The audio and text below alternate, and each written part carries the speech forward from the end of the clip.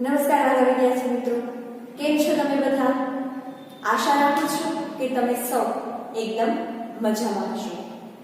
મિત્રો, આજે હું અહીંયા તમને વિજ્ઞાન ભણાવવા માટે નથી આવી, પરંતુ આજે આપણે ભણવાનું છે આપણો 7મો સબ્જેક્ટ અને એ છે સંસ્કૃત.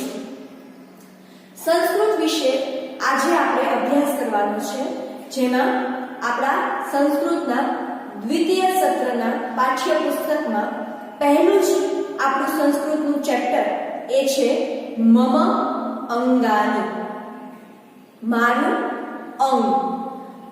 આપણે આ ચેપ્ટરમાં આપણા સમગ્ર અંગના જુદા જુદા જે ભાગ છે તેના સંસ્કૃત નામો તમને પાઠ્યપુસ્તકમાં આકૃતિ સહિત છે એ દર્શાવેલા છે.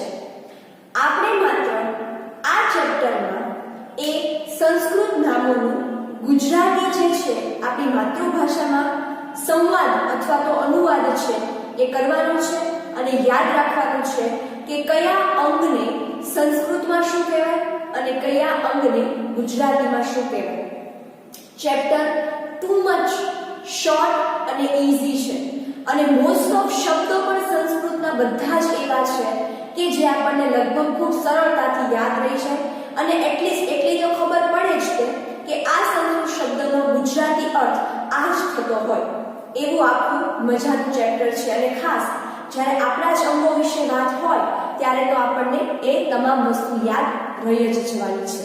તો મિત્રો, આપણે એક પછી એક પાઠ્યપુસ્તકમાં તમને આકૃતિ સહિત ખૂબ સરસ વર્ણન કરેલું છે, તો એક પછી એક આપણે એ સંસ્કૃત નામો જોતા જઈએ અને તેની સામે તેના ગુજરાતી નામો પણ જોતા જઈએ. તો શરૂઆત કરીએ સૌથી પહેલા લલાટમ. લલાટમ એટલે કે કપાળ. આપણું જે કપાળ જે છે એને સંસ્કૃતમાં કહેવાય છે લલાટમ. એ પછી છે નેત્રમ. નેત્ર એટલે આંખો. નેત્રમ ઈ એક વચનમાં છે એટલે માત્ર તેનો ગુજરાતી અર્થ થશે આંખ. એની પછી છે નાસિકા. નાસિકા એટલે નાક. એની પછી મુખમ. મુખમ એટલે મોં અથવા તો મોઢું અથવા તો મુખ. લલાટમ, નેત્રમ, નાસિકા, મુખમ. એની પછી છે વક્ષઃ. જો તમારે સંસ્કૃત છઠ્ઠા ધોરણમાં પ્રથમ વખત આવે છે, તમને કદાચ વાંચવામાં પણ અમુક વાર ખ્યાલ ન પણ પડે કે શું વંચાય. સપોઝ અહીંયા છે મમ અંગાની, અહીંયા તમને ડ લાગે પરંતુ એ ડ વાંચવાનો નથી, એની નીચે જો નાનો એવો ગ કરેલો છે તો આને વંચાય છે મમ અંગાની.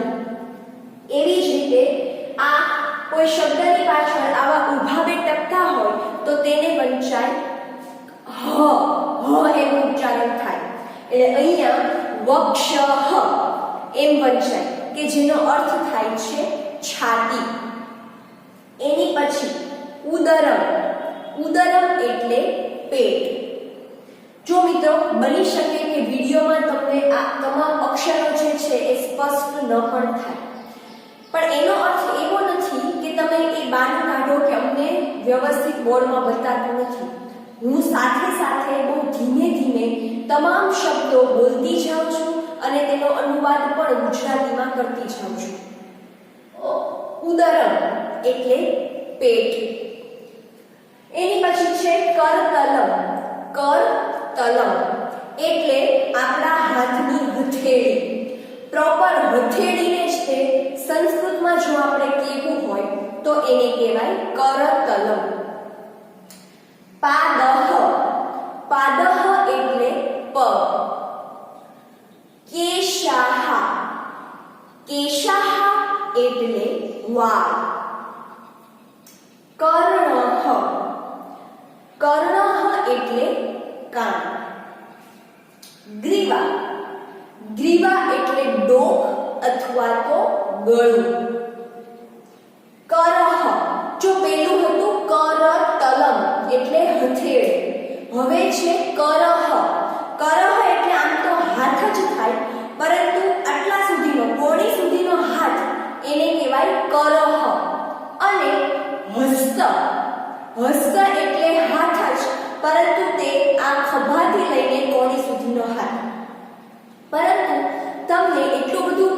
સ્પેસિફિક નહીં પૂછે કે કરહ અને હસ્તમાં શું ફેર. એટલે તમારે માત્ર કરહ એટલે પણ હાથ અને હસ્ત એટલે પણ હાથ એ સિમ્પલ યાદ રાખવાનું છે. ચરણઃ, ચરણઃ એટલે પગનો પંજો. જો અહીંયા આવ્યું હતું પાદઃ, પાદઃ એટલે પણ પગ, ચરણઃ એટલે પણ આપણને થાય કે પગ જ હશે, પરંતુ માઇનર ફેર એટલો છે કે ચરણઃ એટલે માત્ર અને માત્ર પંજો. આપણે મંદિરે એમ જતા હોઈએ ને તો ખબર છે કોઈ પણ ભગવાન કે એના ચરણો પડ્યા હોય, પાદુકા પડી હોય અને એને આપણે પગે લાગતા હોઈએ તો એને આપણે શું કહીએ છીએ? ચરણ. શું કામ? કારણ કે એ પંજો છે માત્ર. જ્યારે પાદઃ એટલે સમગ્ર પગ, કમરથી લઈને આ નીચે સુધી એ સમગ્ર પગ જે છે એને કહેવાય પાદઃ. જ્યારે ચરણઃ એ માત્ર અને માત્ર પગનો પંજો જે છે એને કહેવાય. એની પછી છે દંતાહ. દંતાહ એટલે દાંત. ઓષ્ઠ, ઓષ્ઠ એટલે હોઠ. અને છેલ્લે છે જીહ્વા. જીહ્વા એટલે જીભ. જીહ્વા લખવામાં ખાસ જોજો કે એ રીતે લખવાનું છે. અહીંયા તમને કદાચ ન સમજ પડે તો તમારા પાઠ્યપુસ્તકમાં પણ ખૂબ સરસ છાપેલા અક્ષરે લખેલું છે. તો એ છે જીહ્વા. જીહ્વા એટલે જીભ. મિત્રો, તમારે આજે સમગ્ર આ ચેપ્ટરમાં જે કાંઈ સંસ્કૃતનું ભાષાંતર છે ગુજરાતીમાં એ તમામ તમારે ગુજરાતીમાં અને એઝ વેલ એઝ ગુજરાતીમાંથી તેનું સંસ્કૃત કરતા તમને આવડવું જોઈએ. માત્ર 17 જ શબ્દો તમારે યાદ રાખવાના છે ગુજરાતીમાંથી સંસ્કૃત કરતા અને સંસ્કૃતમાંથી ગુજરાતી કરતા. તમને પરીક્ષામાં આ જે તમારા પાઠ્યપુસ્તકમાં આકૃતિ છે એ આકૃતિ સાથે એરો કરેલો હોય અને ત્યાં પ્રશ્નાર્થ હોય અને એ તમારે દર્શાવવાનું રહે કે તેને શું કહેવાય સંસ્કૃતમાં. અથવા તો તમારે એવું પણ પૂછાઈ શકે ખાલી જગ્યા સ્વરૂપે કે દંતાહ બરાબર ખાલી જગ્યા, તો તમારે તેનું એવી રીતે ગુજરાતી લખવું પડે. ઊંધી રીતે પૂછાઈ શકે કે ભાઈ પગનો પંજો બરાબર ખાલી જગ્યા, તો તમારે સંસ્કૃતમાં લખવું પડે ચરણઃ. ત્યાં પાદઃ ચાલશે નહીં. તો આ 17 શબ્દો તમારે ઉલટ સુલટ સંસ્કૃતમાંથી ગુજરાતી, ગુજરાતીમાંથી સંસ્કૃત કરતા શીખવાનું છે. તો મિત્રો, અહીંયા આપણું આ પહેલું ચેપ્ટર મમ અંગારા પૂર્ણ થાય છે. સ્વાધ્યાય બહુ જ ઈઝી છે, તમને સૌને ઝડપે આવડી જાય તેવું છે. તો આ પહેલું ચેપ્ટર અહીં આપણે પૂર્ણ કરીએ અને હવે આપણે જોવું છે સંસ્કૃતનું બીજું ચેપ્ટર. તો ચાલો જોઈએ. તમારે બીજું ચેપ્ટર જે છે એ છે દક્ષિણ પાદમ. સૌપ્રથમ આપણે એક પ્રકારનું કાવ્ય છે, એટલે આપણે સૌથી પહેલા એ કાવ્યનું ગાન કરી લઈએ અને પછી તેમાં આવતા અઘરા શબ્દો એટલે કે શબ્દાર્થ અથવા તો ટિપ્પણી એ જોઈ લઈએ કે જેથી કરીને તમારે આ ભાષાંતર કરવું છે એ ખૂબ સરળ પડે. અને એકવાર ભાષાંતર આવડી જાય એટલે આ ચેપ્ટરમાંથી પૂછાતા દરેક પ્રશ્નોના જવાબ તમને સરસ રીતે આવડી જાય. તો સૌપ્રથમ દક્ષિણ પાદમ. પહેલા તો આપણે એ જ જોઈ લઈએ કે દક્ષિણ પાદમ એટલે શું. દક્ષિણ પાદમ એટલે જમણો પગ. હવે આ કાવ્યમાં એવું તો શું છે કે આ કાવ્યનું નામ છે દક્ષિણ પાદમ. તો ચલો જોઈએ. સૌપ્રથમ આપણે કાવ્યનું ગાન કરી લઈએ. તો ચાલો. દક્ષિણ પાદમ પુરુસ્કુરુ, દક્ષિણ પાદમ કુરુ પૃષ્ઠમ, મંદમ મંદમ ભ્રામયતમ ગોલાકારમ સ્વયં ભ્રમ, વામમ પાદમ પુરુસ્કુરુ, વામમ પાદમ કુરુ પૃષ્ઠમ, મંદમ મંદમ ભ્રામયતમ ગોલાકારમ સ્વયં ભ્રમ, દક્ષિણ હસ્તમ પુરુસ્કુરુ, દક્ષિણ હસ્તમ કુરુ પૃષ્ઠમ, મંદમ મંદમ ભ્રામયતમ ગોલાકારમ સ્વયં ભ્રમ, વામમ હસ્તમ પુરુસ્કુરુ, વામમ હસ્તમ કુરુ પૃષ્ઠમ, મંદમ મંદમ ભ્રામયતમ ગોલાકારમ સ્વયં ભ્રમ, હસ્તદ્વયં પુરુસ્કુરુ, હસ્તદ્વયં કુરુ પૃષ્ઠમ, મંદમ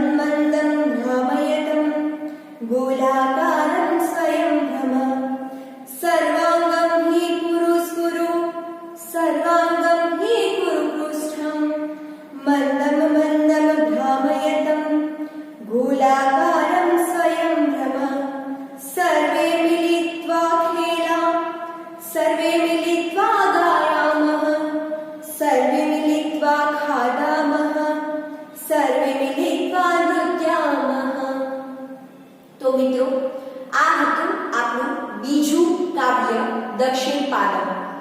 હવે આપણે એક પછી એક એવા અઘરા શબ્દો લેતા જઈએ અને તેના ગુજરાતી અર્થ સમજતા જઈએ કે જેથી કરીને પાઠનું ભાષાંતર, પાઠ શું કહેવા માંગે છે, કેવું કાવ્ય છે એ તમે સમજી શકો.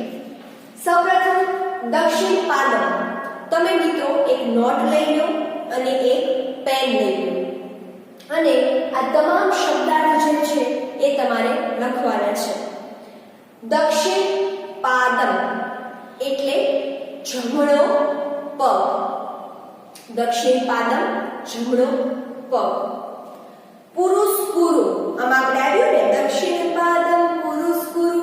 દક્ષિણ પાદમ એટલે જમણો પગ. પુરુષકુરુ એટલે આગળ કરો, એનું ગુજરાતી છે આગળ કરો. પછી પુરહ એટલે આગળ. આ પુરુષકુરુ એટલે એમાં પુરહ જે છે એનો મતલબ થાય આગળ. પુરુ એટલે કરો, એમ પૂરું કર, એમ આગળ કરો. પૃષ્ઠમ એટલે પાછળ. પૃષ્ઠમ એટલે પાછળ. મંદમ, મંદમ એટલે ધીમે. ભ્રામયતમ, ભ્રામયતમ એટલે ફેરવો અથવા ભમાવો. ગોલાકારમ, ગોલાકારમ. ગોલાકારમ એટલે ગોળ આકારમાં. સ્વયં એટલે જાતે, પોતે. ભ્રમ એટલે ફર. ભ્રમ એટલે આ ગુજરાતીનું ભ્રમ નથી કે આપણને દરેકને મનમાં એક ભ્રમ હોય, એ ગુજરાતી ભ્રમ નથી. સંસ્કૃતમાં ભ્રમનો અર્થ થાય છે ફર. વામમ, વામમ એટલે ડાબો. દક્ષિણનું વિરુદ્ધાર્થી. દક્ષિણ એટલે જમણું, વામમ એટલે ડાબો. હસ્તમ એટલે હાથ. હવે આપણને ખ્યાલ છે, આપણે પહેલા ચેપ્ટરમાં હસ્તનો અર્થ જોયો તો હાથ. હસ્તમ એટલે હાથ. દ્વયમ, દ્વયમ એટલે બે.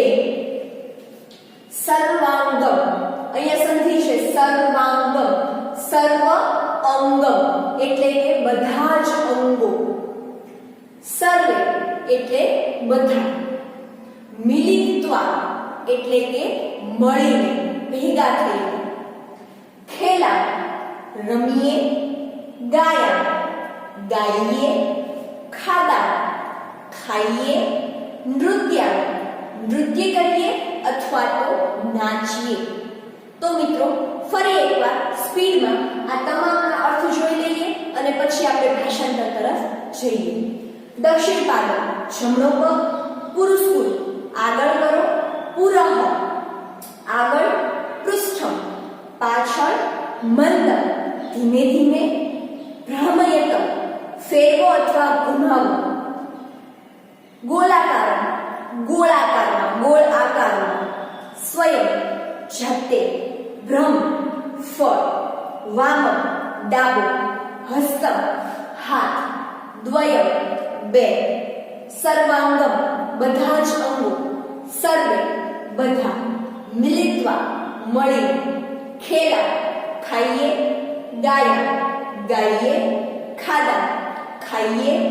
નૃત્ય નૃત્ય કરીએ. તો હવે આપણે આનું ભાષાંતર જોઈએ. ચાલો. દક્ષિણ પાદમ પુરુષકુરુ એટલે કે જમણો પગ આગળ કરો. જો મિત્રો આ ચેપ્ટરમાં પાઠ્યપુસ્તકમાં તમને ચેપ્ટર નંબર 4 માં આકૃતિ પણ આપી છે. જેમ જેમ એક આપણે કડીઓ સમજતા જશો એમ એમ આ ચિત્ર મુજબ તમારે આખું ખબર પડતી જશે. દક્ષિણ પાદમ પુરુષકુરુ જમણો પગ આગળ કરો. દક્ષિણ પાદમ પુરુપૃષ્ઠ જમણો પગ પાછળ કરો.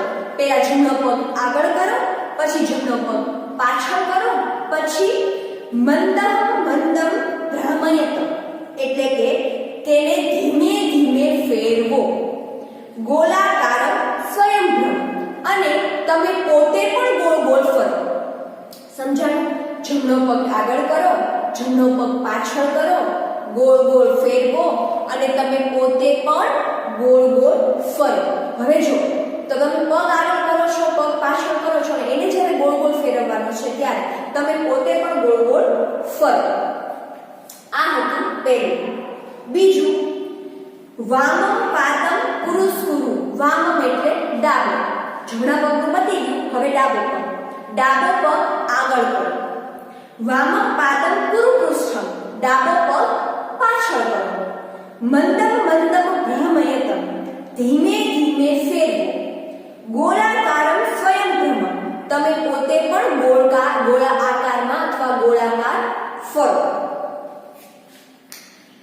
ત્રીજું, દક્ષિણ હસ્તમ પુરુસ્કુરુ. દક્ષિણ એટલે જમણો, હસ્તમ એટલે હાથ, પુરુસ્કુરુ એટલે આગળ કરો. જમણો હાથ આગળ કરો. દક્ષિણ હસ્તમ પુરુપૃષ્ઠમ. દક્ષિણ હસ્તમ જમણો હાથ, પુરુ કરો, પૃષ્ઠમ પાછળ. જમણો હાથ પાછળ કરો. પહેલા જમણો હાથ આગળ કરો, પછી જમણો હાથ પાછળ કરો. મંદમ મંદમ ભ્રામયતમ. ધીમે ધીમે ફેરવો. ગોળાકારમ સ્વયં ભ્રમ. તમે પોતે પણ ગોળાકાર ફરો. પહેલી લીટીમાં છે ફેર છે, બીજી લીટી બધામાં અત્યાર સુધી કોમન છે. પહેલી લાઈનમાં શું હતું? જમણો પગ આગળ કરો, જમણો પગ પાછળ કરો. બીજી લાઈનમાં પહેલું શું હતું? ડાબો પગ આગળ કરો, ડાબો પગ પાછળ કરો. ત્રીજામાં શું છે? જમણો હાથ આગળ કરો, જમણો હાથ પાછળ કરો. ત્રણેયમાં બીજી લાઈન કોમન છે. ધીમે ધીમે ફેરવો. તમે પોતે પણ ગોળાકાર ફરો. ચોથું, વામમ હસ્તમ પુરુસ્કુરુ એટલે કે ડાબો હાથ આગળ કરો. વામમ હસ્ત પુરુપૃષ્ઠમ એટલે કે ડાબો હાથ પાછળ કરો. મંદમ મંદમ ભ્રામયતમ. ધીમે ધીમે ફેરવો. ગોળાકારમ સ્વયંભ્રમ. તમે પોતે પણ ગોળ ગોળ ફરો. હસ્તદ્વયમ પુરુસ્કુરુ એટલે બંને હાથ આગળ કરો. હસ્તદ્વયમ. હસ્ત એટલે હાથ, દ્વયમ એટલે બંને. પુરુસ્કુરુ. પુરુસ્કુરુ એટલે આગળ કરો, એટલે બંને હાથ આગળ કરો. હસ્તદ્વયમ પુરુપૃષ્ઠમ. બંને હાથ પાછળ કરો. મંદમ મંદમ ભ્રામયતમ. ધીમે ધીમે ફેરવો. ગોળાકારમ સ્વયંભ્રમ. તમે પોતે પણ ગોળ ગોળ ફરો. સર્વાંગમ હિ પુરુસ્કુરુ. સર્વાંગમ એટલે કે બધા જ અંગો. હિ પુરુસ્કુરુ આગળ કરો, બધા જ અંગો આગળ કરો. સર્વાંગમ હિ પુરુપૃષ્ઠમ. બધા જ અંગો પાછળ કરો. મંદમ મંદમ ભ્રમયતમ. ગોળાકાર સ્વયંભ્રમ. તેને ગોળ ગોળ ફેરવો. ધીમે ધીમે ગોળ ફેરવો અને તમે પોતે પણ ગોળાકાર ફરો. સર્વે મિલિત્વા ખેલામઃ. બધા મળીને રમીએ. સર્વે એટલે બધા, મિલિત્વા એટલે મળીને, ખેલામ એટલે રમીએ. સર્વે મિલિત્વા ખેલામઃ. બધા મળીને રમીએ. સર્વે મિલિત્વા ગાયામઃ. બધા મળીને ગાઈએ. સર્વે મિલિત્વા ખાદામઃ. બધા મળીને ખાઈએ. સર્વે મિલિત્વા નૃત્યામઃ. બધા મળીને નૃત્ય કરીએ. ફરી એકવાર આ ભાષાંતર જ ખાલી બોલી જાઉં છું. શું છે? પહેલા દક્ષિણ પાદમ. જમણો પગ આગળ કરો, જમણો પગ પાછળ કરો. ધીમે ધીમે ફેરવો. તમે પોતે પણ ગોળાકાર ફરો. ડાબો પગ આગળ કરો, ડાબો પગ પાછળ કરો. ધીમે ધીમે ફેરવો. તમે પોતે પણ ગોળાકાર ફરો. જમણો હાથ આગળ કરો, જમણો હાથ પાછળ કરો. ધીમે ધીમે ફેરવો. તમે પોતે પણ ધીમે ધીમે ફરો. ડાબો હાથ આગળ કરો, ડાબો હાથ પાછળ કરો. ધીમે ધીમે ફેરવો. તમે પોતે પણ ધીમે ધીમે ફરો. બંને હાથ આગળ કરો, બંને હાથ પાછળ કરો. ધીમે ધીમે ફેરવો. તમે પોતે પણ ધીમે ધીમે ફરો. બધા જ અંગો આગળ કરો, બધા જ અંગો પાછળ કરો. ધીમે ધીમે ફેરવો. તમે જાતે પણ ગોળ ગોળ ફરો. બધા જ મળીને રમીએ. બધા જ મળીને ગાઈએ. બધા જ મળીને ખાઈએ. બધા જ મળીને નૃત્ય કરીએ. તો મિત્રો, અહીંયા આપણું આ ચેપ્ટર જે છે એ પૂર્ણ થાય છે. ચેપ્ટર એટલે આમ તો ચેપ્ટર ન કહેવાય, કાવ્ય 2. ચોપડીમાં તમને જે શબ્દાર્થ આપ્યા છે એ બહુ ઓછા શબ્દાર્થ છે. અને એ શબ્દાર્થને આધારે તમે સમગ્ર જે ભાષાંતર છે એ કરી શકો નહીં. તો આપણો એક નિયમ છે કે પાઠ્યપુસ્તકના શબ્દાર્થને ધ્યાનમાં લેવાના થતા નથી. પાઠ્યપુસ્તકના બધા શબ્દાર્થ આમાં કવર થઈ જશે, પરંતુ આ બધા જ શબ્દાર્થ છે એ તમને ભાષાંતર ખૂબ સરળ કરી દેશે. તો આ ચેપ્ટરમાં માત્ર તમારે 19 શબ્દાર્થ યાદ રાખવાના છે અને ઓટોમેટિક તમને આ કાવ્યનું ભાષાંતર છે એ યાદ રહી જશે. પરીક્ષામાં તમને ભાષાંતર પૂછાય છે, 4 લાઈન આપી હોય સંસ્કૃતની અને નીચે લખ્યું હોય એટલે ઉપર સૂચના લખી હોય કે ગુજરાતી અથવા માતૃભાષામાં અનુવાદ કરો, તો તમારે આ શબ્દાર્થને આધારે જ તેનું ભાષાંતર છે એ કરવાનું થાય. અને શબ્દાર્થ પણ ઘણીવાર ઉલટ-સુલટ પૂછી શકે, સંસ્કૃતનું ગુજરાતી, ગુજરાતીનું સંસ્કૃતમાં. તો મિત્રો અહીંયા આપણો આ ચેપ્ટર આજે આપણે પૂર્ણ કરીએ છીએ. આજે આપણે સંસ્કૃતમાં 2 પાઠ છે એ ભણ્યા. પહેલું મમ અંગાની અને બીજું છે દક્ષિણ પાલા. તો આજે અહીં સુધી અટકીએ છીએ. ફર્ધર આગળના ચેપ્ટર્સ તમને તમારા આપણા બીજા શિક્ષક મિત્રો મોનિકા મિસ છે, તૃપ્તિ મિસ છે એ લેશે. તો મિત્રો આશા રાખું છું કે તમને સરસ રીતે સમજાઈ ગયું છે. ફરી મળીશું નેક્સ્ટ લેક્ચરમાં સંસ્કૃત વિષયમાં યા તો વિજ્ઞાન વિષયમાં. ત્યાં સુધી આવજો.